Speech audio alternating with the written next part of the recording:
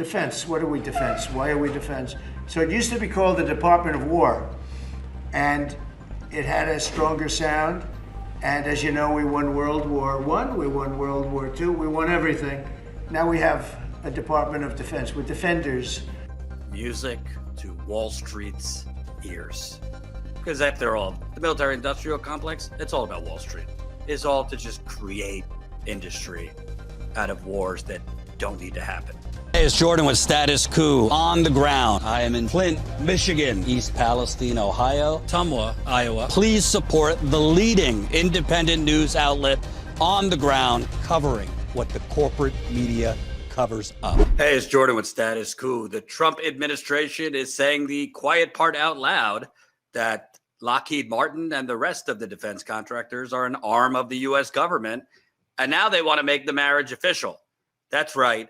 Trump's billionaire commerce secretary, Howard Lutnick, you know, the one who said his mother-in-law wouldn't mind if she missed a Social Security check and seniors wouldn't mind missing their Social Security checks. He's now saying that the U.S. government might buy an ownership stake in Lockheed Martin in what he called, this is not making this up, a monstrous discussion, a monstrous potential deal. Let me show you the clip. This is off of right after the U.S. government, Trump administration, has bought an ownership stake in Intel, the company Intel. Here we go. What about defense companies, though, for America? Secretary? Why shouldn't the U.S. government say, you know what, we use Palantir services, we would like a piece of Palantir. We use Boeing services, we would like a piece of Boeing. There are a lot of businesses that do business with the U.S. government that benefit by doing business with the U.S. government. I guess the question is, where's the line? Oh, there's a monstrous discussion about defense. I mean, Lockheed Martin makes 97% of their revenue from the U.S. government. They are basically an arm of the U.S. government. They make exquisite munitions. I mean, amazing things that can knock a missile out of the air when it's coming towards you. But what's the economics of that? I'm going to leave that to my Secretary of Defense and the Deputy Secretary of Defense. These guys are on it and they're thinking about it. But I tell you what, there's a lot of talking that needs to be had about how do we finance our munitions acquisitions. I think a lot of that is talking. And now you have the right people in the jobs and Donald Trump at the head thinking about what is the right way to do it. I tell you, the way it has been done has been a giveaway. Lockheed Martin is an arm of the U.S. government, as is Boeing, Northrop Grumman, Raytheon, etc. And what's amazing about this, and you got to give it to Trump and his billionaire lackeys, you know, they're not bashful. They're not, you know, they have no shame. They're open about the corruption. So at least it's out in the open. Now, basically what they're saying is the United States government has been giving free corporate welfare, i.e. corporate socialism, which Bernie Sanders kind of sort of mentioned during his 2 presidential campaigns. I wish he would have made it a bigger part of the campaign. But he's basically saying, hey, we're giving too much free money to these villainous, murderous defense contractors who help lie us into war, are a big part of the reason we have 1,000 military bases for no reason around the world, are terrorizing half the world, are killing and maiming and wounding. I mean, at this point, millions of brown people around the world, droning, the list goes on. We've covered it. We're kind of giving away the farm to these defense contractors. So the U.S. government, we want to buy in to Lockheed Martin and potentially others.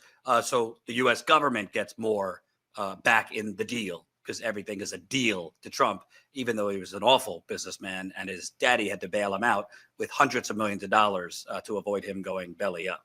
I mean, that's out there if you want to actually debunk the mystique of Donald Trump, you know, the wonderful wizard businessman.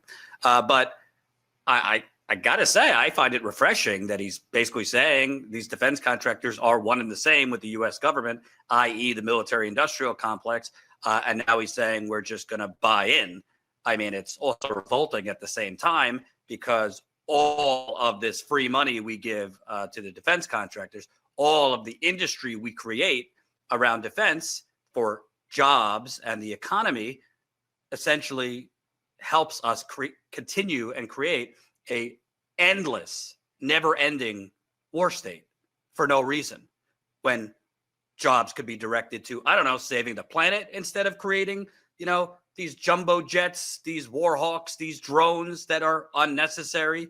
Jobs could be created, clean energy, wind, renewable, solar farms. I mean, the list goes on. We have such opportunity in this country for green energy. The defense industry, all of those jobs could be redirected, not tomorrow, but over the next couple of years, to things that actually help the planet rather than unnecessarily maiming, murdering, and basically tearing up whole entire parts of the map of the globe so that Lockheed Martin, or now the U.S. government, can make more money. But at least he's being open and honest about it. This announcement to literally buy stake for the U.S. government in Lockheed Martin comes after Trump is now saying, hey, we don't need to be defensive as a country. Let's change the name of the Defense Department to the Department of War, because we need to go on the offense, i.e., cash in, baby, follow the money. Here we go. Because if they won, you wouldn't have a country anymore. And so, Pete, you started up by saying the Department of Defense, and somehow it didn't sound good to me. It didn't sound good. Defense, what are we defense? Why are we defense? So it used to be called the Department of War, and it had a stronger sound. And as you know, we won World War I, we won World War II, we won everything. Now we have a Department of Defense with defenders. I don't know. If you people want to, standing behind me, if you take a little vote, if you want to change it back to what it was when we used to win wars all the time, that's okay with me. All right? That's coming soon. You let me know if you want to do it. I think Department of War. It just sounded bad. He said, sir, on behalf of the Department of Defense. Defense. I don't want to be defense only. I don't want to be defense only. Music to Wall Street's ears. Because after all, the military-industrial complex, it's all about Wall Street.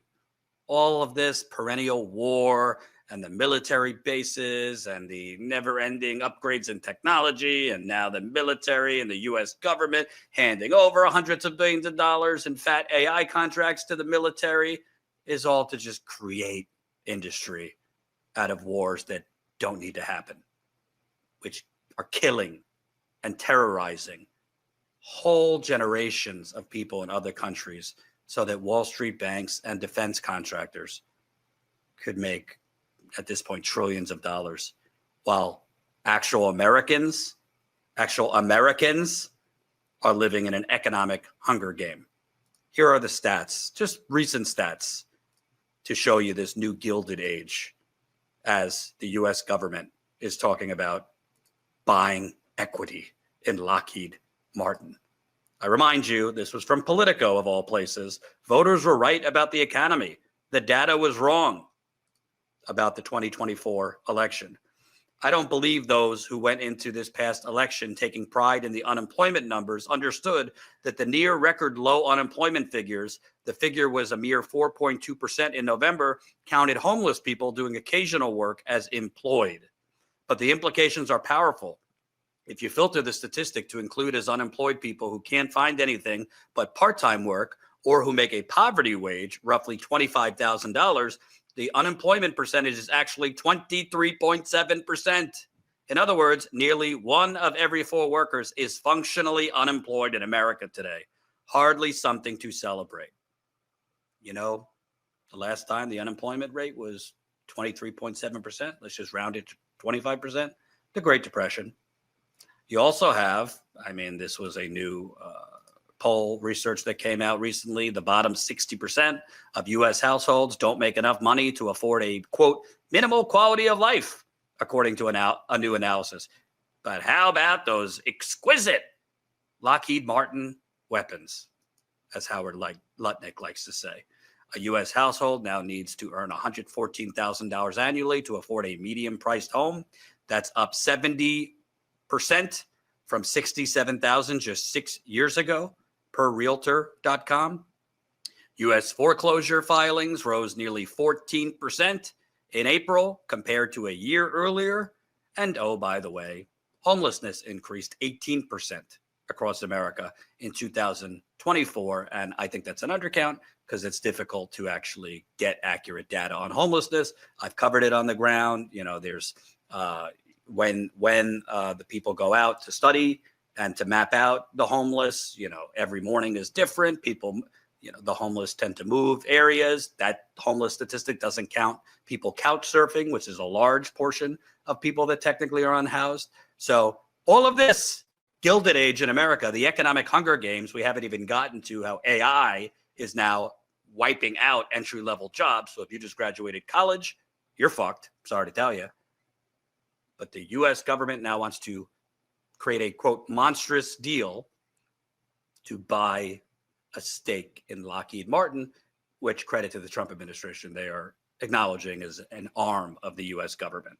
This made me think of an interview I did with the late, great Mike Gravel, infamous senator, infamously senator of Alaska, ran for president a few times, really, really progressive, died a few years ago, but was held fast against the endless war machine, infamously held fast against the Vietnam War, Iraq, all of those.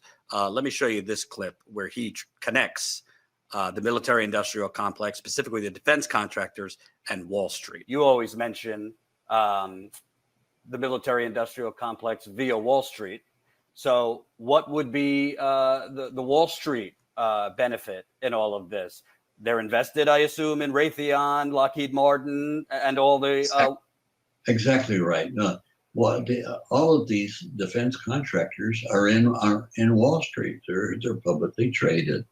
So in Wall Street, of course, not only controls the marketing of these companies, but it's beyond that. It's the control to protect banking by the lobbying interest in Washington, and then, of course, by the lobbying interest of the military-industrial complex, which is just as powerful as the banking interest. And then, of course, what you have is the representatives who are controlled lock, stock, and barrel by the Wall Street and military-industrial complex, and also influenced by the communication system, mainstream media. Now, mainstream media is playing this up like right now, like it's a normal crisis situation. Well, here, who started this crisis? This was started by Trump, and he thought he could muscle them around. All Trump wants to do is set up a photo op of himself and the head of Iran. That was us talking 6 years ago during the first Trump administration about the escalation that Trump was doing via Iran, which obviously has gotten a lot worse over his second term. So I don't know if the Trump administration is actually going to buy any stake in Lockheed Martin or any other defense contractors. To be clear, Fox News, who if Obama or Biden or any Democrat talk like this, they'd be screaming from the holy fucking heavens, communists, Marxists, get rid of them, impeachment, this is un-American. When it's Trump, I don't know how I feel about that, sir, Mr. President. Maybe we need to kind of tweak that. There's no actual core ideology anymore. Well, maybe there wasn't to begin with. Republicans, the conservative movement, it's just become a Trump cult. And if you're watching MAGA and you suddenly don't care about the U.S. government buying a stake in Lockheed Martin, and under Trump, it's, hey, that's a good idea.